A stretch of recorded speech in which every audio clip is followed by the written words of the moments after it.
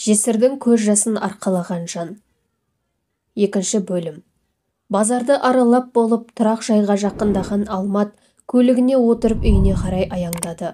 Оның бар ойлағаны үйде ауру әбден қалжыратып тастаған анасы еді.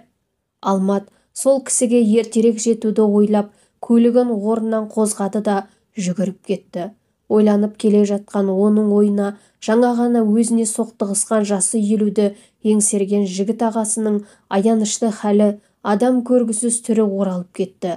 Рөлде отырған Алмат даусын шығара күбірлеп, соларға не азап екен, қоқыс аралап. Егер өздерін ұстай білсе, жап-жақсы адам болатын кісілер ғой. Жанұя құрып немере сүйетін кездерінде қарашы, қоқыс аралап кеткендерін. Осыларды көргенде тәубеңе келіп-ақ қаласың, деп өзімен өзі сөйлеп қойды. Сөйлеп келе жатқан Алматтың ойын